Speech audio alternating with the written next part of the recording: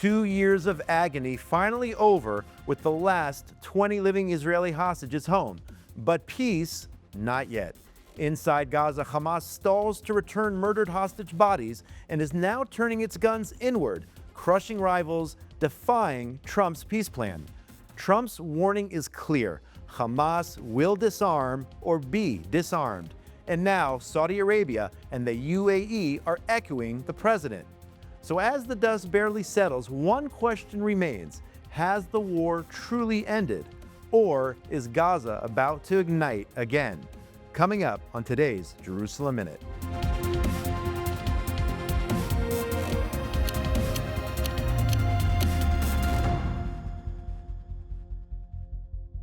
Welcome back to Jerusalem Minute here on JNS TV. My name is Josh Hasten, correspondent for JNS News. We are in the JNS Media Hub in Jerusalem alongside Alex Traiman, CEO of JNS. And Alex, we are 1 week into the ceasefire with Hamas, and a lot of things are happening at this moment. Breaking news right now.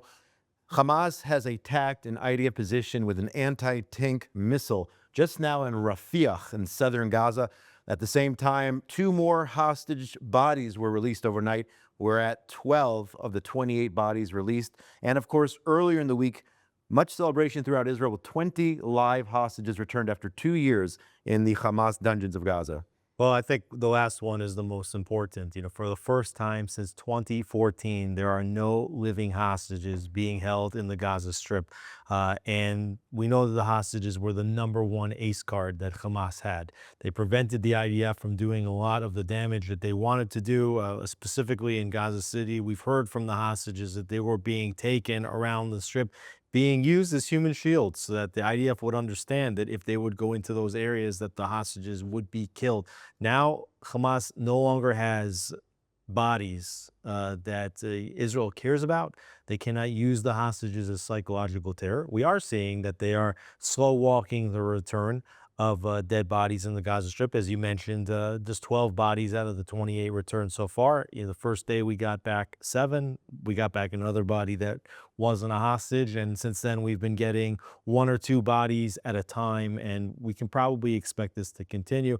I would suggest that the deal is going exactly as Israel thought it would go. Like, there was no illusions here about who Hamas is, what Hamas would do. The main goal was to get the hostages back. I think the main achievement of the deal was that Israel maintains about 50%, even 53%, they're saying, control of the Gaza Strip. We see just today now they're starting to demarcate those lines with concrete barriers in Gaza. But as far as Hamas goes, we are seeing that they are testing the waters. They're trying to bait Israel into violations. This is things that we knew were likely to happen. And of course, that's what they're doing. At the same time, we're also seeing them trying to reassert dominance back inside the Gaza Strip. We've seen interviews with Hamas leaders saying that they have no intention to disarm permanently, that they view the ceasefire as maybe a 3 to 5 year ceasefire to give them time to rebuild. I think everybody understands this is Hamas. This is a terrorist organization. They're only acting in what they feel is their best short-term and long-term interests. And there's no elimination of every last Hamas terrorist in Gaza. If Israel would try to eliminate every last terrorist, it could take a year, it could take 2 years. And I think for Israel, really important that the world sees that the war is over, that the world sees that the Arab nations, Qatar, Egypt, Turkey, others have turned against Hamas. I think there's a lot of reasons why this deal is going exactly the way Israel hoped it would go. But nobody thinks, and the prime minister has said it, he said the war is not necessarily over. We're giving an opportunity for peace to develop. Right now, I'm just getting reports here of a strike in Jabalia. So the IDF, even with a so-called ceasefire, similar, I would say, to the situation perhaps in northern Israel with Hezbollah, even though there's a ceasefire, the IDF still maintaining positions and the prerogative to strike if necessary, number one. And number two, I want to talk about Hamas and their claim that they don't have access to the bodies. Somehow they were able to sign a deal saying they were going to return the bodies of those who they murdered. Yet now they're saying it's taking so long because they can't identify where they are, claiming that Israel bombed those areas and the bodies are under the rubble. I mean, you think about Hadar Golden, of blessed memory, he's been held, his body's been held for 11 years there. You're telling me all this time they didn't know where his body is? So touch on the Hezbollah similarities and the fact that Hamas is playing games, it seems, with the bodies. Well, I think when you talk about a hostage, deceased body like Hadar Golden, this was one major collateral that Hamas was holding for a long time. They knew where it was. If you look at what happened on October 7th, you had 6,000 people come across the border. On the one hand, obviously, it was very well organized. On the other hand, there were some elements of it which were decentralized. We saw 6,000 people come across the border. Not all of them were even Hamas. Once people saw what was happening, there's the possibility that people were just grabbing people. People were just taking dead bodies. In many cases, the terrorists that took the bodies, and even the ones that received the bodies after they were transferred, that they had been killed by the IDF. They might not know where all these bodies are. The people that did know might not be alive. It could be that if these bodies were buried underground, which you have to imagine most of these bodies were buried, that those areas were bombed and leveled by the IDF. So I think Israel understood that getting back all of the bodies may not be easy. We've heard reports about Turkish and Egyptian and Israeli forces, specialized forces going to search for the bodies with intelligence that they may have, which I think does indicate that they are, many of them, buried underground in areas that have been roughly destroyed at least. So, but at the same time, everybody's testing, and Hamas is certainly testing to see how much patience Israel has, how much patience President Trump has. We've seen President Trump make statements saying, down to every last hostage, and also saying, we expect Hamas to disarm. Both the president and the prime minister saying that, this can be done the easy way or this can be done the hard way. Either Hamas is going to lay down their arms and return the dead hostages, or that they're going to be obliterated. And we've also seen Prime Minister Netanyahu stating that the Rafah crossing between Gaza and Egypt is going to remain closed indefinitely until all the hostages' bodies are returned. Speaking about Hamas disarming and President Trump, let's check out this video, President Trump's comments this week on that issue. We have told them we want to disarm, and they will disarm. And if they don't disarm, we will disarm them. And it'll happen quickly and perhaps violently. And I spoke to Hamas, and I said, you're going to disarm, right? Yes, sir, we're going to disarm. That's what they told me. They will disarm, or we will disarm them. So there you have President Trump saying that he's being told by apparently his advisors that Hamas is saying they're going to disarm. But if not, then Israel reserves the right, and President Trump is backing this, that Israel has the right to go ahead and finish off Hamas if they break the ceasefire, I guess more extremely than they already have today in terms of attacking an IDF position. But if it gets to a point where Israel feels Hamas is not disarming, there's still a threat, Israel perhaps will finish the job and eradicate Hamas as much as possible. That's what we're seeing with the support of the U.S. president. And we've seen the prime minister say similar things. I think that Israel is giving peace a chance. That's what the prime minister is saying. He's saying, look, we signed into phase one of the deal. Israel did not sign a permanent end of war agreement. They've signed an agreement, which is a phase one agreement. And by and large, I think Israel is fairly satisfied that they got the 20 living hostages back. Also, Israel's lived up to its commitments of returning all of the prisoners that it committed to under this deal, which was a very bitter pill for Israel to swallow. We were talking about 1,700 individuals that were taken during the war. We're also talking about 250 prisoners that were sitting in Israeli jails for committing acts of murder against Israeli citizens. So Israel has done its part. And now we're already seeing the testing of the waters, both the IDF seeing, how Hamas is going to come towards it, if Israel's going to react. But you asked about the correlation between what's going on in Gaza and in southern Lebanon. Yeah. What we see is that Israel's military doctrine has changed. And people said, that, Israel always, their doctrine was mowing the lawn. But quite frankly, in Gaza, Israel was not mowing the lawn. Since 2014, there was no real operation to mow the lawn in Gaza, and the same thing in southern Lebanon. And what that did is allowed Hamas to build up massive amounts of rockets and build the entire tunnel infrastructure under Gaza City in under the entirety of Gaza. And in southern Lebanon, we saw how Hezbollah was developing tens of thousands of missiles, rockets, long-range missiles. And what happened is once Israel signed that ceasefire agreement in Lebanon, and I think there was a lot of people that were upset with that at the time because Israel had already pushed back Hezbollah and degraded them about 75% of the way. But a lot of people thought that, Israel needed to go further. But what we've seen is that the military doctrine in Israel has changed. And now the IDF continuously is operating in very pinpoint strikes against terror movements, against the movements of weapons, against movements of terrorists down into the zone that the IDF has demarcated as being Hezbollah free. And I think that Israel expects and the IDF expects to be able to operate the same way. While there's not going to be a complete occupation of 100% of the Strip, the IDF does control 50%. And they are reserving the right that if they see that there's going to be threats to Israel moving in those other 47%, that they're going to strike in these little pinpoint targeted strikes. And particularly if they're going to come under attack in the other 53% of the Strip that they control, they're going to shoot back. And they're warning people, they're even warning the civilians there, don't come near our positions. If you do, we're going to consider that a threat, and it's very dangerous for your lives.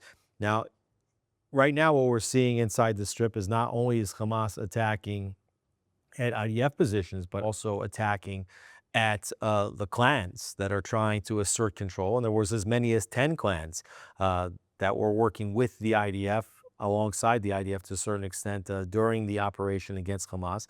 And now Hamas is trying to reassert its control in that 47%.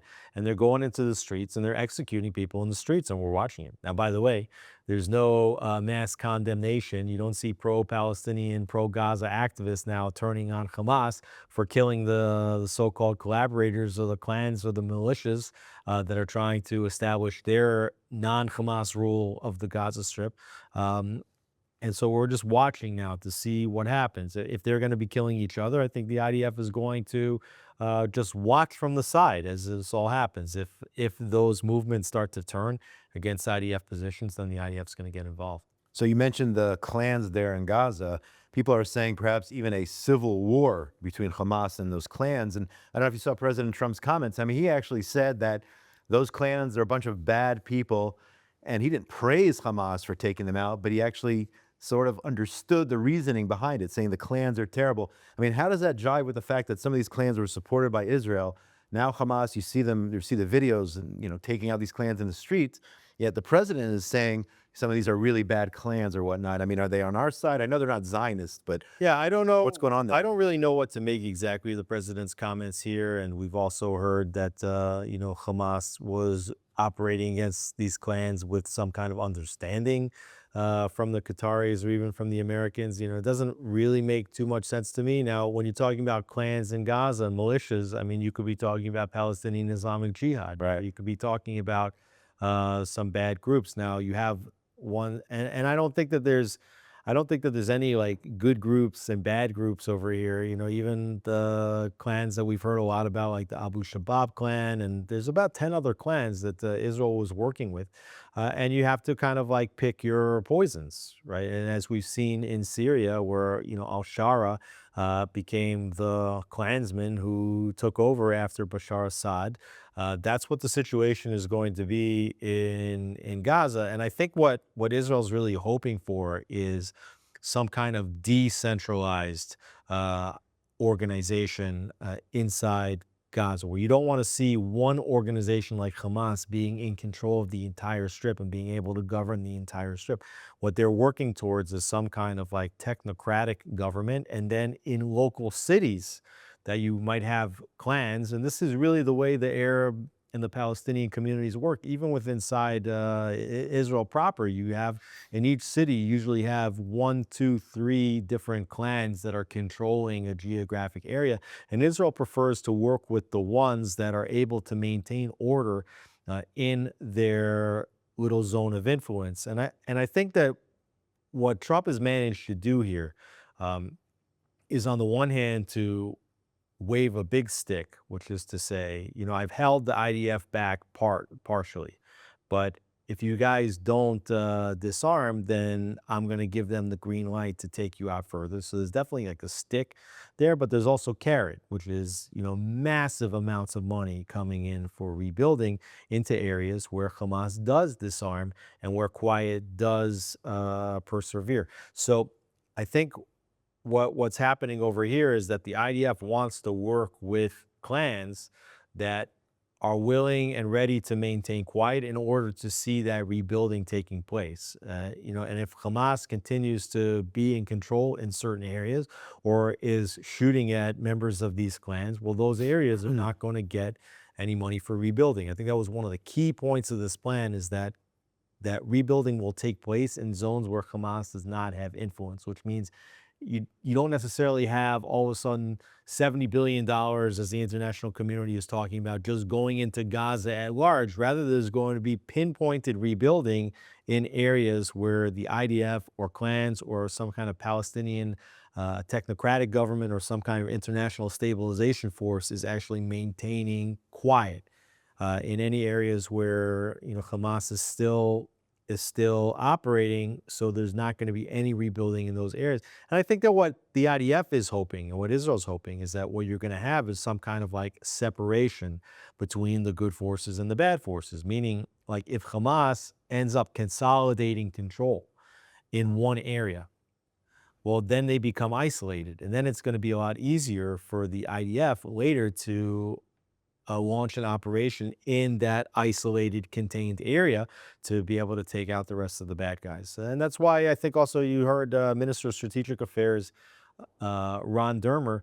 He talked about a two-state solution this week, but not a two-state solution in Israel between Israelis and Palestinians. Rather, he's talking about inside Gaza, that there's going to be this area which is controlled by the IDF, in which the IDF is going to oversee that reconstruction can take place in a peaceful environment, in that 53%. And then you might see Hamas being in control in other areas of the Strip, and that you're going to have like these separate zones that actually form inside Gaza. And Israel will decide how to deal with each zone based on whatever the situation is on the ground. And if everything breaks down, by the way, I just want to mention Defense Minister Katz instructing the IDF to formulate a full-scale operational plan to defeat Hamas in Gaza if everything breaks down. But I want to get to the Trump speech. Monday was a really historic day in Israel. In addition to the return of the hostages, President Trump landing with Air Force One, delivering a speech, and then going on to Egypt. And we'll talk about Egypt soon. But I don't know of any Israelis who weren't in front of the TV on Monday with the jubilation of the hostages coming home. At the same time, of course, worrying about all these Arab prisoners in jails being set free.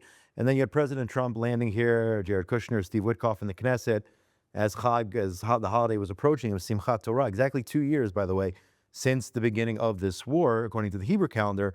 But really a historic speech, unprecedented, really. I mean, I think he's the fourth president to address the Knesset, but never under these circumstances is such a jubilation and celebration of hostages coming home. I don't know of any Israelis, as people were preparing, cooking for the holiday, everyone was glued to the television on Monday. Just want to get your take on the Trump speech. We could probably do a whole show on the Trump speech, but let's just take a few minutes and discuss the major aspects of what the president said at the Knesset. Well, the whole situation, as you mentioned, was surreal. I'm sitting in a sukkah, which is like a booth outside my house. I have two computers open. On one computer, I'm watching hostages being transported back to Israel in Red Cross vehicles. On the other computer, I'm watching President Trump's plane, Air Force One, landing in Ben Gurion Airport with the Prime Minister and the President waiting there to greet him. And also on Sukkot, this is a holiday in which world leaders used to come traditionally to Israel to take part in the blessings of this major festival. And here you had the leader of the free world, President Donald Trump, coming to the Israeli parliament on this holiday, on the last day of this holiday, on the eve of Simchat Torah, in which the hostages were taken to begin with. And he started the speech by blessing the God of Abraham, the God of Isaac, and the God of Jacob.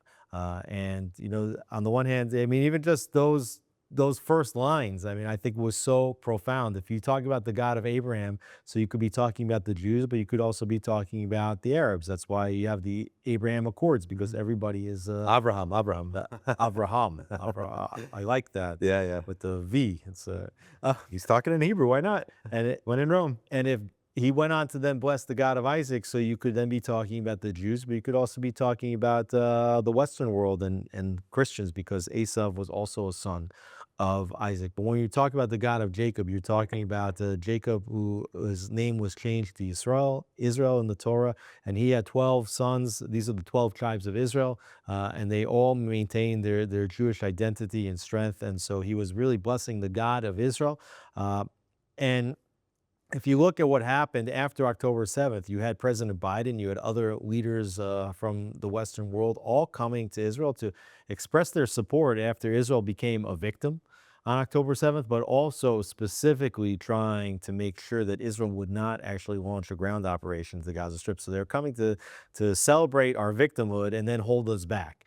And here you had, at the end of 2 years of fighting, President Trump coming to celebrate Israel's victory. Of course, President Trump participated in that victory, both by providing Israel the weapons that are needed to fight in Gaza, in Lebanon, in Syria, and Iran. And also participated in the taking out of the nuclear reactor at Fordo and Natanz with the Operation Midnight Hammer. So you see Trump coming on this historic and very spiritual day to bless Israel and to bless the victory, and to also talk about the dawn of a new era, what he hopes is going to be not just a ceasefire in Gaza, but actually the beginning of an era of peace across the Middle East with the expansion of the Abraham Accords. And he continues to say that there are many countries that could be on board for the signing of the Abraham Accords. We're talking about countries that we've known about, like Saudi Arabia. We're talking about countries that are far away, potentially, like Indonesia and Pakistan. There was actually reports that the president of Indonesia was supposed to arrive.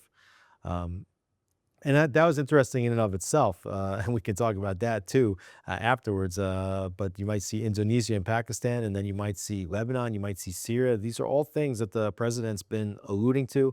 You know, he thanked the peacemakers. He thanked Kushner and Witkoff.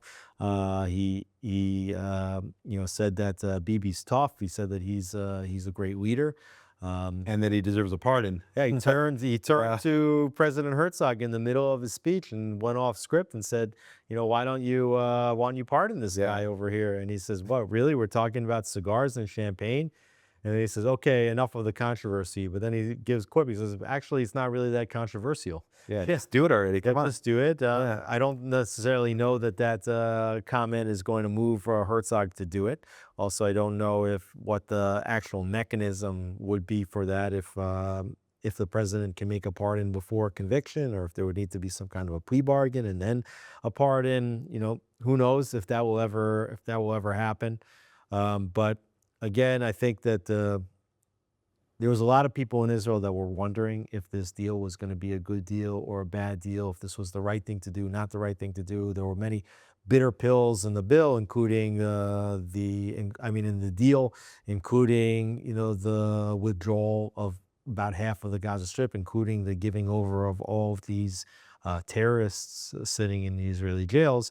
But I think that when the president arrived and when the hostages came home on the same day, that people understood that Israel had done very well, and also Israel had done very well to get this deal done. And I think if you look at what President Trump was able to do, and you had Anthony Blinken and members of the Biden administration saying that the deal looks a lot like the deal that they were working on, as if they cooked up the deal. Right.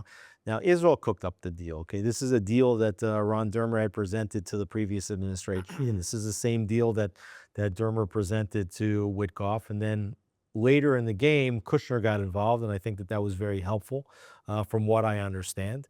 And what Trump did, two things is, number one is he gave Israel the green light to go hard, including into Gaza City, which was really like the last major Hamas stronghold. And as they saw that Israel was wiping it out, day by day by day, that Hamas understood that if the IDF would keep going, that they would be completely eliminated.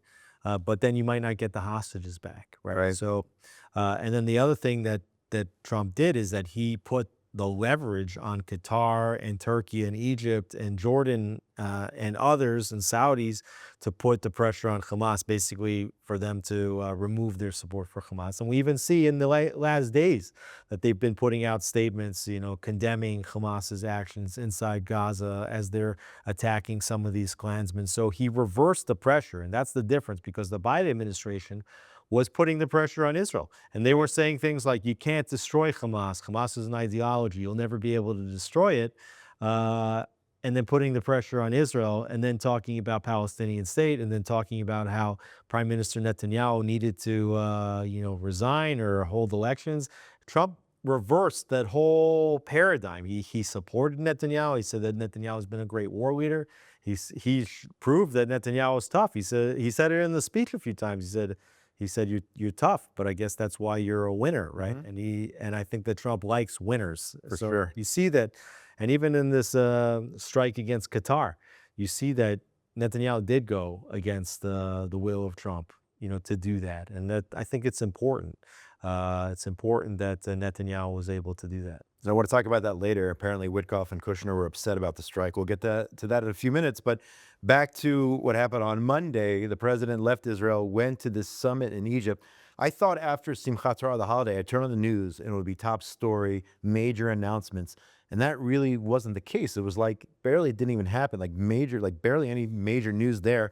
At the same time, you had Prime Minister Netanyahu, media outlets saying that he got invited to the summit and then decided at the last minute, no, I'm not going to go because it is the Jewish holiday of Simchat Torah. I'm not buying that. I think it's more of politics there in terms of why the prime minister didn't go.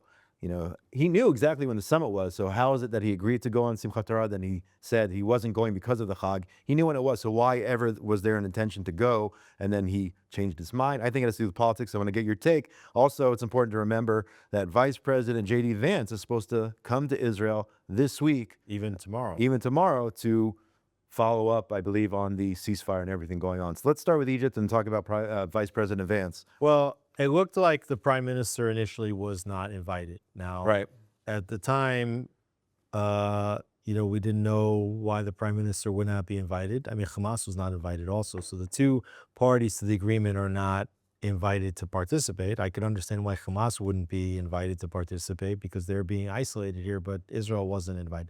Then we saw that Prime Minister Netanyahu goes into the beast, into Trump's car, and travels his limousine. He travels from the airport to the Knesset together. And then all of a sudden reports that Trump basically picked up the phone to Egyptian President El-Sisi and said that Netanyahu would be willing to go if he gets invited. And then all of a sudden he gets invited. But then we start to see reports that Turkish President Erdogan says that he'll turn his plane around and go back to Turkey if Prime Minister Netanyahu was there. The Iraqi foreign minister said he would not participate if Netanyahu was there. I mean, this is all according to reports. Yeah. So it seems like at that point, then Netanyahu and potentially Trump also decided that even though they thought it would be a good idea, if the story is going to be that people are not going to participate, if Netanyahu shows up, then maybe it's better if he doesn't come. And then the prime minister basically using the holiday as an excuse. I think that if everybody had opened their arms to Netanyahu's participation in that event, that there's a good chance the prime minister would have gone, even if it was the holiday. But the prime minister using the holiday, and I think that also does send a strong message, like, I respect my holiday, I'm not going. But as you mentioned, the event turned out to be, I'd say, almost a nothing burger, right? Yeah, exactly. And even though we heard some Arab leaders talk about, once again, a pathway towards a Palestinian state along the 1967 lines, I think the most important component of this event was to show that the Western powers, including the prime ministers and presidents of UK, Germany, France, Italy, together with key members of the Arab world, including the Emir of Qatar and the Saudis and Erdogan from Turkey and Egypt and others, are all putting the pressure on Hamas to get this war over, and also, to stop putting the pressure on Israel, even to the extent where they're demonstrating that they are aligned with the president's vision of seeing these countries normalize with Israel. So, fortunately, that didn't turn out to be, too much. If there was great headlines, it might not have been in Israel's best interest, honestly. So, the fact that the president came and went, the Egyptian summit came and went. Israel is demarcating its lines now in Gaza. Israel has its hostages back, at least the living ones. Israel is getting the dead bodies back, even if it's taking days or weeks. It seems like there's a commitment to getting all of them back. And now we'll see if we start to move towards some kind of normalization with these other countries. And, we'll just have to watch and wait and see really how the rest of this deal plays itself out. Alex, at the same time, J.D. Vance scheduled to arrive tomorrow, as you said. Significance of his trip, is he just following up on everything going on? Is this another initial push, perhaps, towards those normalization deals? I mean, why is he coming at this juncture? Well, I don't know that Vance is really behind the signing of the normalization deals. Also, you mentioned Trump's speech. Trump didn't actually mention Vance in the speech. He mentioned he talked about Marco Rubio likely going down as the greatest Secretary of State in American history. He talked on and on about Witkoff and how great a guy he is and why everybody likes him. Hegseth. And he mentioned Hegseth in his Secretary of War, and he mentioned also Jared Kushner and his unique brain and his ability to get things done. Didn't mention Vance at all. And perhaps it's because actually Vance has been, on the less on the pro-Israel side than all the others. I mean, you see that Vance was hosting the Charlie Kirk show on the Monday after Kirk was murdered, that very first show that they did. And who did he have on? He had Tucker Carlson. And Tucker Carlson was belittling Netanyahu on that program, talking about how disgusting and disturbing it was that Netanyahu made a comment about how pro-Israel Charlie Kirk was, which Charlie Kirk was extremely pro-Israel. And Vance didn't say a word about it when Tucker was stating that in front of him. And I think that there's a lot of people that are worried about the pro-Israel credentials of J.D. Vance. Now, this won't be the first time Vance is coming. I just recently saw a picture of Vance at the Western Wall in 2022. So he's been here before. I know that the Prime Minister and Ron Dermer have invested a lot of time in having private meetings with J.D. Vance on previous trips to the White House. And so I do think it's an opportunity, perhaps, for Israel to sort of repair maybe the relations with Vance at this time. I don't know if Vance is coming with any kind of an agenda, but again, I think that Rubio, Witkoff, Kushner, these are the more important players. And I think with Vance, it's more of a question about the future than the present. At present, it seems that the President of the United States and the Prime Minister, do have a fine and a respectful working relationship. The question is, where's J.D. Vance, and what would that mean if J.D. Vance becomes a prospective Republican nominee after this 3-year left of this administration with President Trump? We'll see how his trip goes. But I want to go back to Witkoff and Kushner.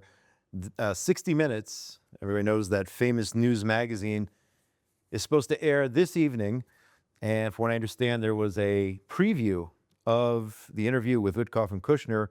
And Witkoff says that he felt betrayed by Israel's airstrikes targeting senior Hamas leaders in Doha, Qatar last month in the midst of negotiations to free the hostages and end the war. Both Jared and I felt, I just feel we felt a little bit betrayed. Now, I had heard that the president, that he was furious. I think he felt like the Israelis were getting a little bit out of control. How significant is it that Witkoff is saying that he felt betrayed by Israel, saying it publicly on 60 Minutes television? Right, and you saw in that interview that was done by Leslie Stahl, she says, they struck against the peacemakers, right? Now, there's definitely a major difference of opinion in Israel and in the United States about the role of Qatar as either a peacemaker or a negotiator or actually the sponsor of the terrorists and the houser, the one providing safe housing to the terrorists. And we know that Hamas leaders have been living in Qatar for many years.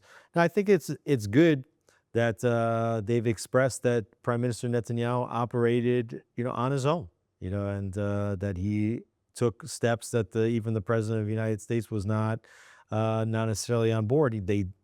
Netanyahu did what he felt was in Israel's interest. And not only that, I would suggest that you can see by the strike that it was very effective, even though they didn't get, this is, like as Amit Segal and other Israeli journalists have referred to, this was the most successful, unsuccessful strike. Right.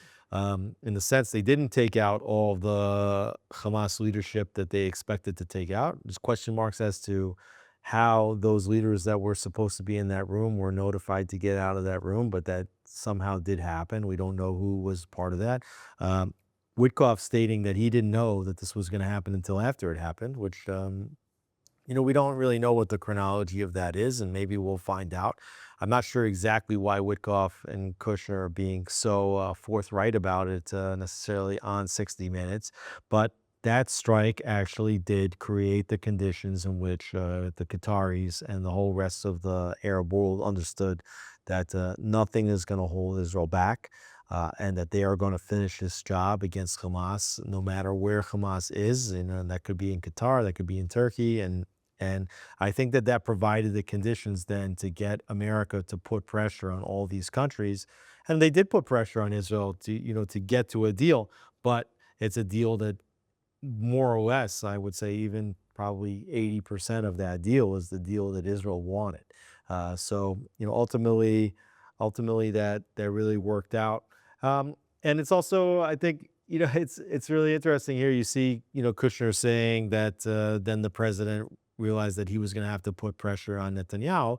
And I think that goes and speaks out against this whole narrative that Netanyahu is controlling Trump. Right.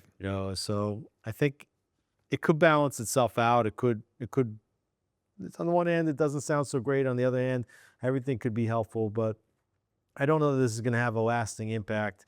You did see, again, Kushner and Witkoff here in Israel. They were very moved by the speech at the Knesset. You could see that they were very moved by their time in Hostage Square, and the two of them even shook the four species, the lulav and the etrog, which what Jews take on Sukkot and wave, and they did that at the Western Wall. So I think we still know, like, even though they're playing both sides a bit, and both Kushner and Witkoff do have significant business ties with the Qataris, that they're really working to help benefit the state of Israel. Let's touch on the media, or anti-Israel, I should say, media battle taking place right now.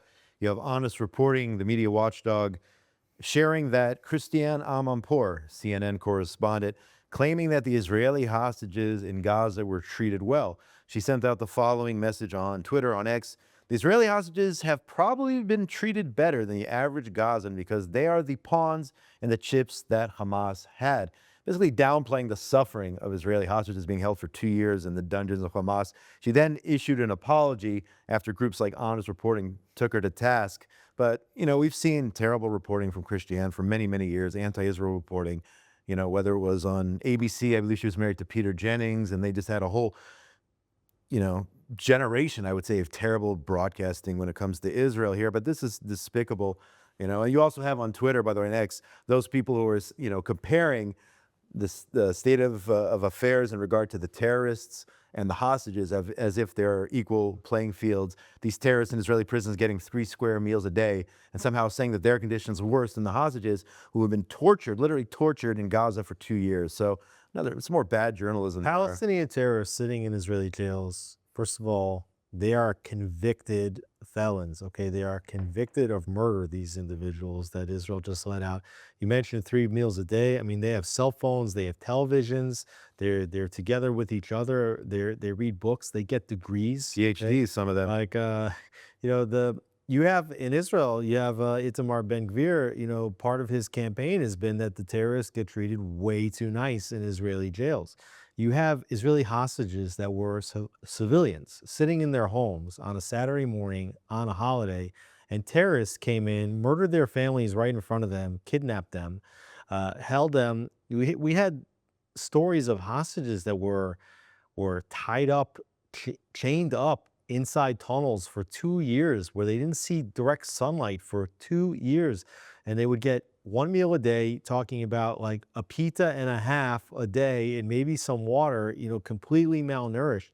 And then you have Christiane Amanpour saying that they were treated nicer. She said it on the broadcast. It wasn't just a tweet. Right. Okay? She said it on the broadcast that probably that the Hamas is treating the hostages better than many of the civilians living in the Gaza Strip. I mean, Israel was pouring 3,000 calories a day for every single citizen, civilian resident of Gaza, for months and months and months. It's just sick. And she did issue an apology saying it may have been insensitive and I shouldn't have said that. Okay, it doesn't mean that she doesn't believe it, just it was insensitive of her to say it. Now, here's the thing with somebody like Christiane Amanpour, like, okay, great, she issued an apology. I mean, as you mentioned, she's been doing this for years and years and years. Where's the real accountability? Is she going to lose her job over this? Probably no chance. Doubt it. No chance at all. President Trump often taking CNN to task and some of those other And you talk about bad media organizations. talk about the condition of these hostages, and I want to just stress on something. It's going to go off script over here for a minute, but we're hearing such incredible stories from these hostages about how they survived captivity and how they used their like emotional and psychological strength to get through like the most difficult conditions. I mean, literally hell on earth conditions. We heard stories where there was a few hostages being held together, and then one of the hostages was basically making the other ones each day state something that made them feel good or happy about that day. And you're like, what could possibly be good about? We'll say, well, maybe we got to brush our teeth, so that's good. Or maybe we got a bucket of water and we could, shower ourselves down a little bit, so that was good. Or maybe the Hamas terrorist who was basically torturing us didn't show up one day, so that was good.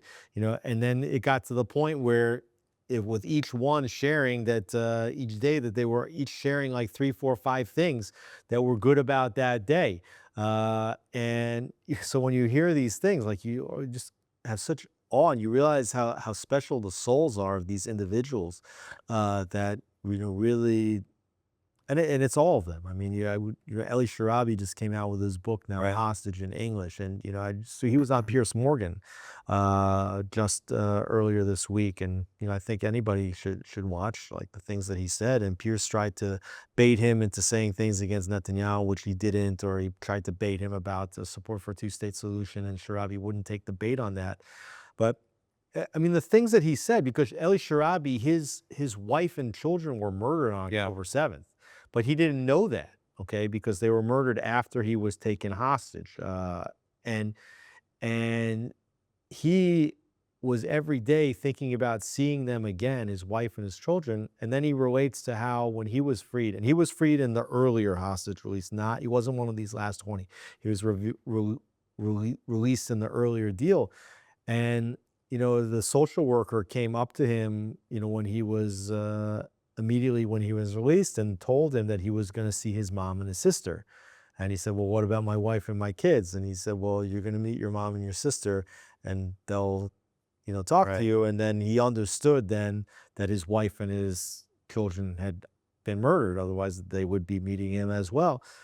And, the thing that he said that he was so glad that he didn't know that his wife and children were murdered, when he was in captivity. He said because the dream of seeing them kept him alive while he was in captivity. And so even though that was the first thing that he learned when he got out of captivity, that he didn't have a wife or have children, that he was grateful that he didn't know. So, I mean, you just see the psychological fortitude and the strength of these individuals. And it's just so important that we got them back. And I know that there's a lot of people that were, saying, how can we, risk losing the war, over 20 hostages? But you see when these 20 hostages come home, just how incredible they are, and how it really is so important for Israel to never leave anybody behind. And I think we'll learn more and more and more stories of the heroism of these hostages. That's exactly what I was going to say, and I think we should end the show with this: the heroism of the hostages. As time goes on, we're going to hear more and more stories once they continue to rehabilitate. I saw it last night on the news, the hostages eating just a little bit more and more. One of the families was saying that their loved one who was held for 2 years just the fact that he's eating a little bit more and more gives them strength and hope. Yeah, we saw other videos of one of the hostages, being released from the hospital, and he wanted to go to the beach, and you see him in the ocean with his wife and his kids. It's amazing, and like I said, it's earlier in the show. This is the first time since 2014 that there is not any living hostages in the Gaza Strip, and God willing, there will never be another living hostage taken ever again by Hamas or any of these other terrorists. And yeah, I mean, doesn't mean that they're not going to try. Oh, they're already trying. I know they want to kidnap our soldiers who are fighting in Gaza, and who knows what they have planned for the future. But please God, we will be safe. We will continue forward, and only good things ahead. On that note, I want to thank everyone behind the scenes here at Jerusalem Minute: Zach Sickerman, Ryan Lifshitz, Esther Eden, and studio manager Yuri Svetsky. Make sure you go to JNS TV for all the amazing content. Some amazing interviews, Alex, coming out this week. And make sure you go to jns.org for all the latest breaking news from Israel, the Middle East, and the entire Jewish world. Shalom, shalom from the JNS Media Hub here in Jerusalem, the eternal capital of the state of Israel and the Jewish people. Have a great week, everybody.